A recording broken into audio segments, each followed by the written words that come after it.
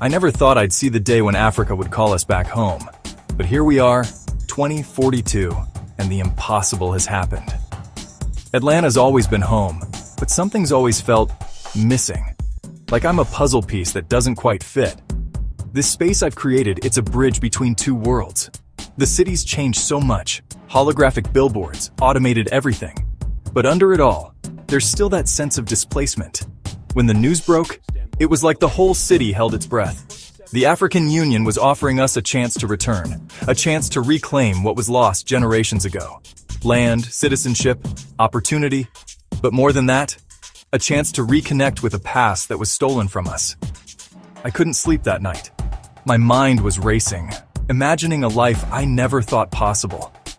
In my dreams, I saw myself walking on red soil, feeling a connection I've never felt before.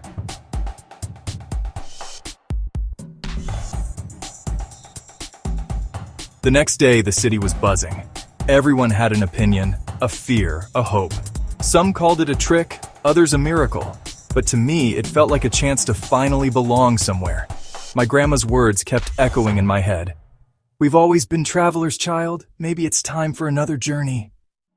I spent weeks researching, trying to trace my roots back to a specific place in Africa. It was like chasing ghosts, but each clue brought me closer to understanding my heritage.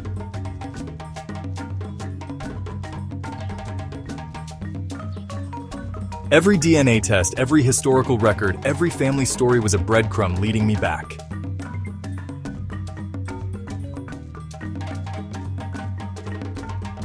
You're gonna leave all this for a place you've never been? Friends asked if I was crazy. Maybe I was crazy.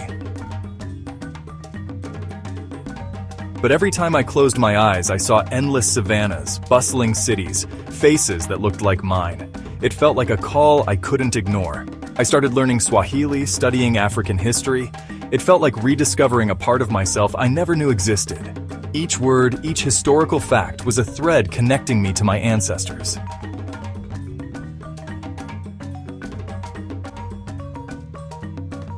The decision wasn't easy. It meant leaving everything I knew. But sometimes to find yourself, you have to lose yourself first. I thought about my ancestors, forced to leave their homes. Now, generations later, I had the choice to return. It felt like closing a circle, healing a wound that had been open for centuries. So I made the choice. I was going home. To a home I'd never known, but somehow always belonged to. It was time to bridge the gap between past and future.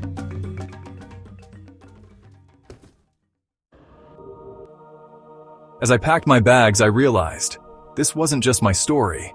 It was the story of millions, a second exodus, a chance to rewrite history. I looked at my room one last time.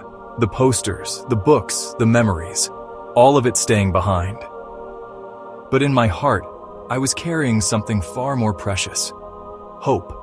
Hope for a new beginning, a new identity. The airport was crowded with others like me. You could feel the mix of excitement and fear in the air.